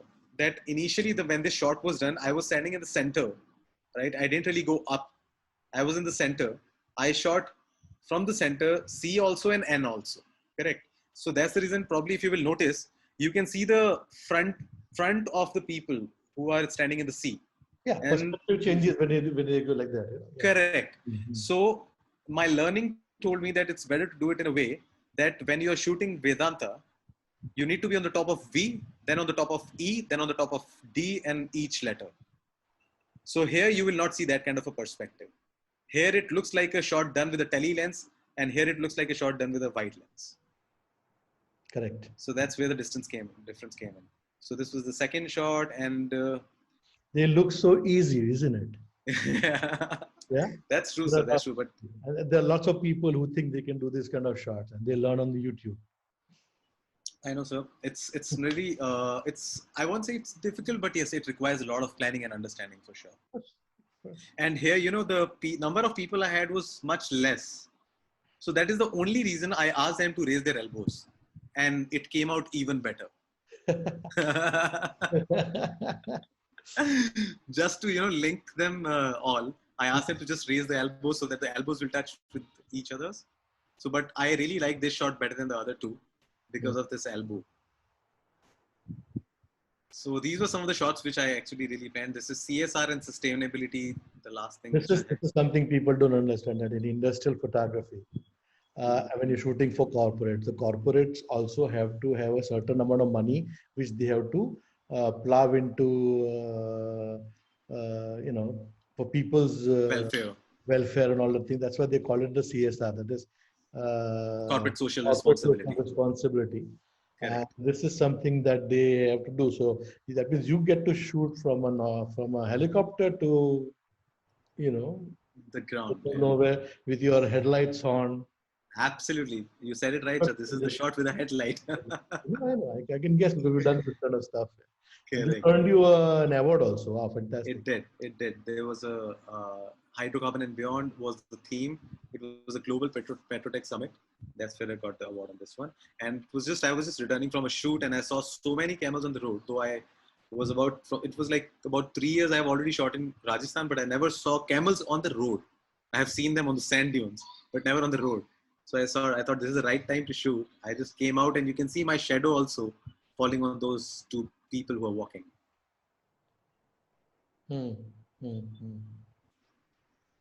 So we actually. This is interesting. Brings me to one particular point which I am facing now. I didn't never faced it, but I'm certainly facing it. Is I am presuming that when you came to Shari to study, and initially we used to make you go to all those places like Kolivada and Chor Bazaar and all those places all over the place. True. Yeah. I know even you guys used to but with that exercise, did it make this easy for you? Absolutely, sir, 100%. I mean, going to a location. See, one thing is that you're setting up something in the studio, right? Another thing is going to a location and looking for frames. That's not really something that a person sitting in a studio can do. Like one has to have such exposure to be in the field and then decide what you need to do. Exactly. You won't believe, sir, whenever I go for the industrial shoot, I've been doing it from like 9, 10, 11 years now. But whenever, even now, and when I go for the shoot in an industrial, I really need about 45 minutes for the warm-up when I start seeing the things. It doesn't happen with me that immediately I'll go and my first shot will be the best shot. It doesn't happen, sir. It actually requires a time to warm up. Though I have done the Reiki a day before, but still it required time. I And know. then interacting with these people, I have sat with them, I've had their khichdi and I've had their bajre ki roti and whatnot, sir. I mean, that is how you get the feeling of being with them and shooting them, you know. You remember Crawford Market when you used to get apples and stuff from the vendors? Because you used to go there again and again and again and again. But then Right. we taught you how to see. And the funny Correct. part is today the current generation of photographers who are coming to the school, some of them don't like to do that kind of work, and they'll say we'll wait for the proper class to start. So would you like to say something to these people? In that case, yes.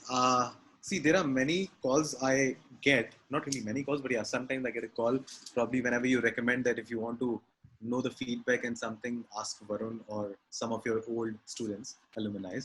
So I just tell them one thing: if somebody is considering Shari, that it's a place, it's an opportunity that you're getting.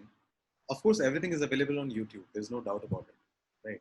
But that is an opportunity where you're going to a place where you will just gonna go and ask a question. You'll get the correct answer, right? With the experience, and you can experience each and everything there. So it's like एक sir पिटारा है, right? There is a तिजोरी जहाँ से जाके जो लूटना है लूट लो वाली चीज है. It's not something from where you can go and you can expect spoon feed. Spoon feed is not something जो कि अब schools में भी होता है sir. Unless you will not be interested in learning something from somewhere, you will not be able to learn. I mean, YouTube maybe you need to type some keyword, right, to search for something. So when you already have a platform where you can go, you can read the books. There's like n number of books in the library, which, being honest, I have never read. But yes, that's something which ideally I should have also done. And now the students who are there, or the new students who would be coming, they should be doing. They should be, eating your brains, Rohinton sir's brains, and like learn and ask as much as possible. So anything and everything you learn is by asking, but not by waiting for a proper class or any of the classes. Like, I would say that when a school opens at say about 10 o'clock or whatever time the school opens in the morning, and evening whenever it closes, you have to be there. You have to learn. Make a balance. It's not only about being there, but yes, you have 2 years, so chew the brains. That's for That'll sure. make us feel good also, right? If they chew our brains.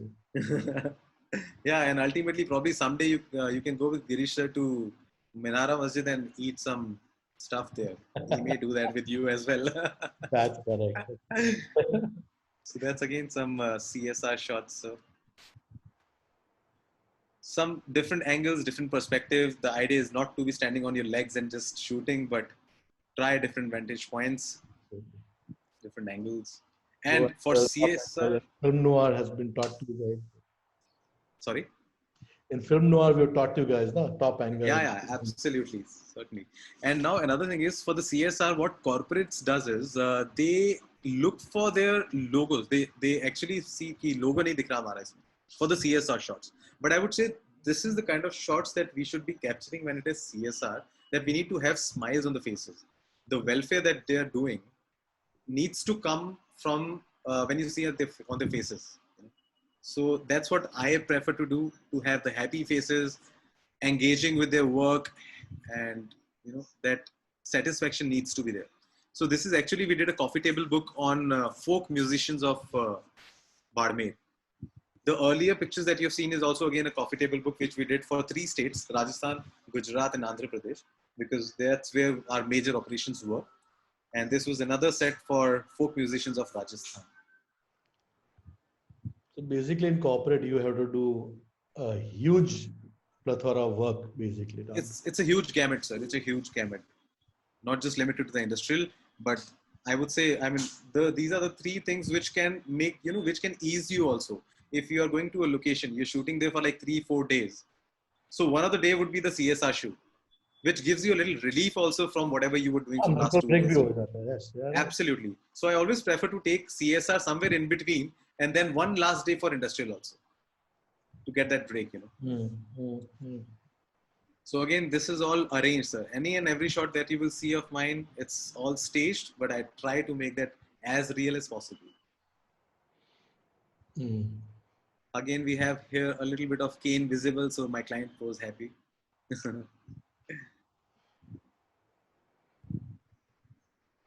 it's just something that probably I tried always seeing in Shari. Dikhta nahi tha kabhi. Yahan pe bhi I don't know how great I have done here. But yeah, I tried and managed to do something in the right picture where I arranged to kids sitting and their reflections, then some toys that they are playing with. Again, in this image, it's a CSR initiative for the company. So we can still see Kane here. When you see the logos are visible, but it's not on the face. It's subtle. So that is what ideally should be done. Another perspective when this guy is on the tree. Nice. This shot was never liked by the company. I remember this shot on the right. Yeah, absolutely. Definitely you would. That was from Pushkar when we went there. That's Right. I really like the way the legs are playing role here. So that was the reason I took this shot. And this left shot, this was, let me not even say the name of the company. So the company never liked this shot because, of course, they said it's showing all the pollution. I agree, that is right. Not really a great shot for them, but I really like this shot. So that's the reason I have this in it, because this element, the person, the position, the cycling when he's doing, there is one river crossing, it shows here, this board here. And the overall scenario, I really like this, the kind of contrast it's making. I really like the shot. Was never happening. Yeah, never appreciated by the client, but I always keep this in my portfolio. Oh, for them, it is what works for them in business. True. In this shot also, sir, I'll tell you what I did. There was another catch to it, that there was too much of warm light around, So I just asked them to open this door. This was not really a door. It was actually a door which was sealed from outside. It was grilled, right? There was some kind of fencing which they did outside. So I just told them to open the door, and I used my flash from that side to add a little warm, to add a little blue tint to it. That is how this was done. This was in Rudraprayag, done by Gail, and this was done for the people who got affected with the floods which happened in that place in Uttarakhand. So this is the right one, is again from the same set of shoot, where they have provided these kettles. So these were the kettle keepers and this poultry. That's all I have, sir, and these are my clients. My God, you work for actually most of the big guys are right here, which is pretty nice. It's really pretty nice. Well, there are some more questions for you. Sure, sir. One is by Chaitanya Kulkarni. Okay. He's saying, is it necessary to have a routine of working in photography like a corporate job might have?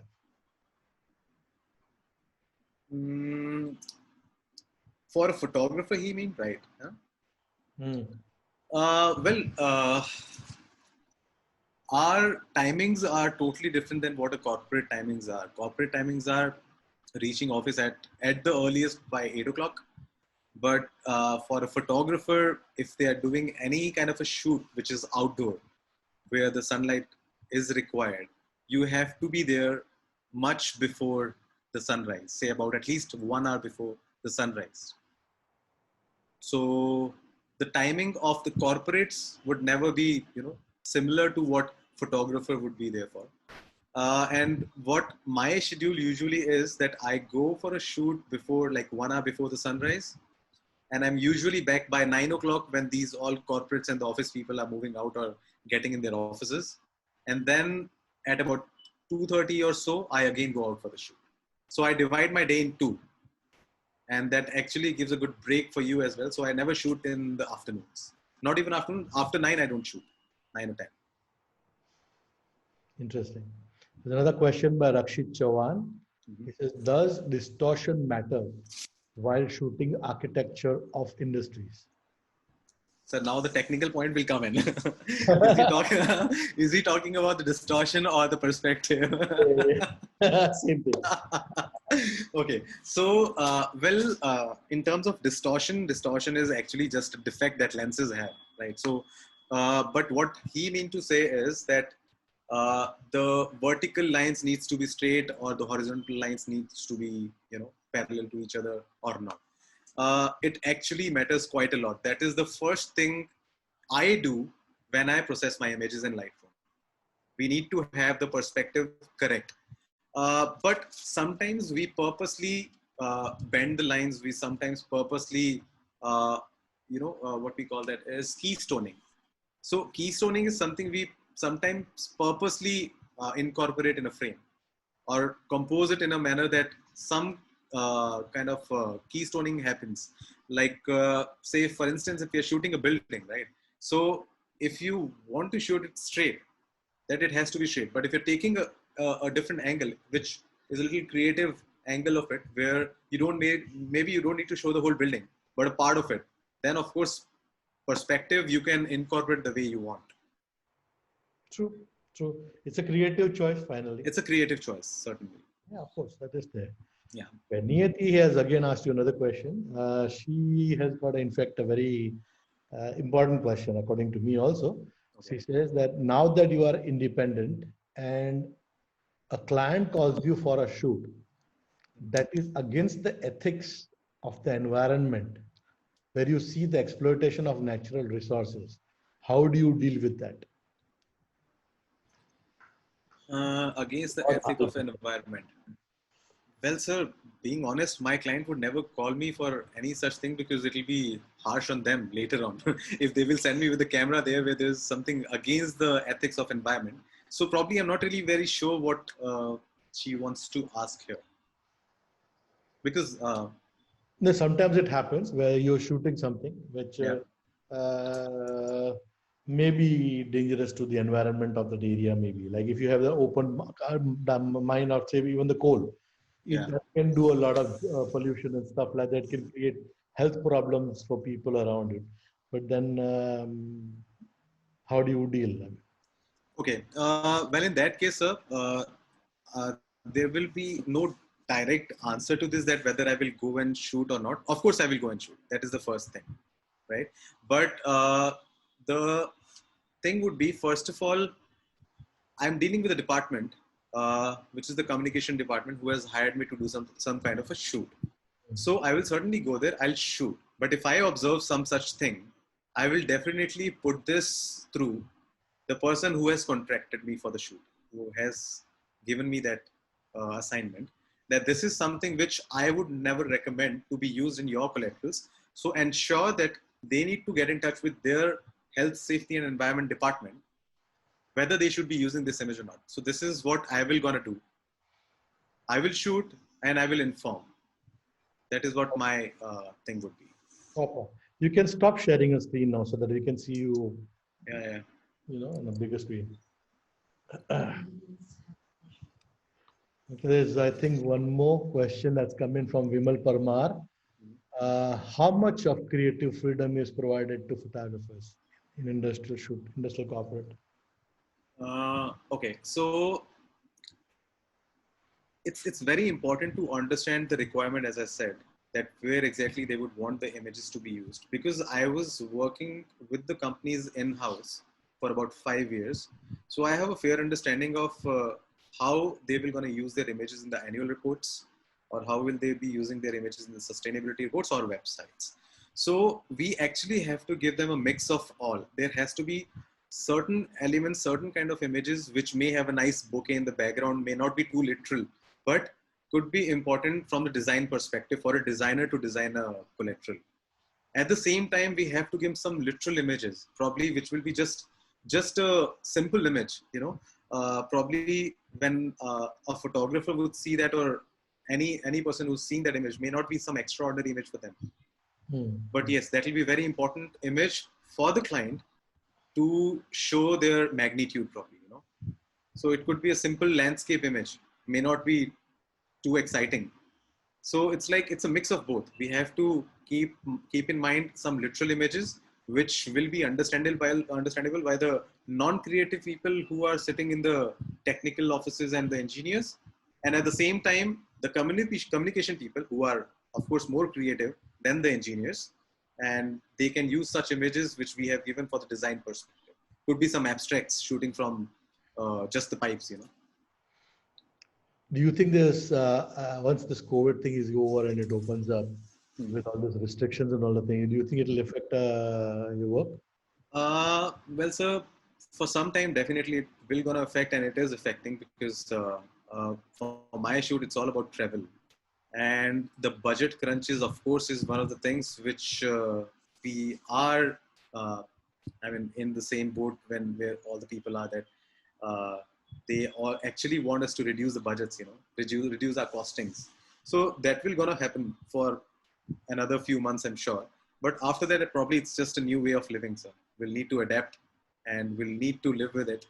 And of course, if I compare it with how the film sets are done, where so many people are involved and required, and how the weddings are done, of course, in those areas, probably it may have a little more impact. But in this industrial, it may not have that much impact because I go with two assistants, and it's just a travel which is involved. The rest, all the precautions and everything that we are taking here will be taken there as well. So I'm expecting it to be better in few months. God willing, of course, God willing. Lots of controversies are there. Hey, kitna serious hai, kitna nahi. But anyway, we have to stick to what the government tells us to do. Till they don't open like in Mumbai, if they don't open my local trains, I'm stuck without, you know, that my staff can't come, my students can't come. That is So true. we all have to wait for this thing to finally, you know, become new normal, as they call it. Anyway, this was fun, Varun. I think after we chatted after for a long time, but it is a lot of. Absolutely. I am glad that you shared so much today because a lot of youngsters today have this thing about going straight into wedding or going into fashion, thinking कि glamour है, fast paisa hai. But I think slow and steady, even what you've done, and you specialize in something that you like from here, and you grow by working on it on because on the first day, very obviously, you are not the champ. You know, it's taken you a long time. You have learned the nitty gritty and everything basically, and you're taking good pictures. You're making a name for it. Most of the companies which you, the logos which you share, I think people would give the right hand to work with them, but and you're working with them on a regular basis. See? So I am definitely very, very, very proud of you, Varun, that Thank you so much, sir. itna progress kiya, and you put your, you know, you put me in a situation where I try to bring fine art into technical, and you didn't really bother with the fine art, but you only with the technical, but you put a technical into fine art eventually. You know, you at least Hope so. remembered those light trails in the dark areas and all that kind of stuff. When we were giving you all those ideas, but that was interesting. I think you've done a decent job. I'm very happy with what you've done. And I think the point has been made across today. One thing is for sure that ad hoc learning versus formal training, what happens is that you can handle from, you know, the factories, industries, to corporate people, to CSR, that is, you know, the outside shots which you've taken of the for the welfare of the people and all that kind of stuff, covering all that thing. It's such a huge canvas that you painted, you know. And I do believe that that might be something more fulfilling to you than Certainly, sir. doing one thing and that's it. You know? Certainly, as I said, that we get a break in the whole portfolio. I get a break doing, you know, like when I'm going for the 5-day shoots, there is a break. So it really is helpful. And of course, as you said, formal training trains you for all the situations, all the circumstances. You never get stuck anywhere. Exactly. इसमें नया कुछ है ही नहीं. Bilkul. No, Exactly. every time you go, sorry, what I mean is every time you go to a shoot, there's nothing which you've Not seen or not understood not- before. every time it's something brand new. मजा आता है करने. True, sir. Googlies And come to the middle of the whole thing and something is right, something is not right, and things like that. Very, very, very interesting talk. Thank you so very much, Varun, for thanks so much. coming on to our this little episode. And I am wishing you for do much, much, much more. and better stuff than what you've done already. I think you already laid a benchmark. I am sure that my current batch of juniors and seniors are a little allowed a bit today. Uh, the sheer repertoire of images that you put in, the hard work that you put in, should give them a little encouragement कि भाई ये करना है तो अपने बराबर से करना है. The learning is not a shortcut. It has to be done. And of course, the experience that the senior faculty bring in, it makes such a big difference, you know. So thank you so very much, Varun. Thank you so much for giving me this chance, sir, to Uh, interact.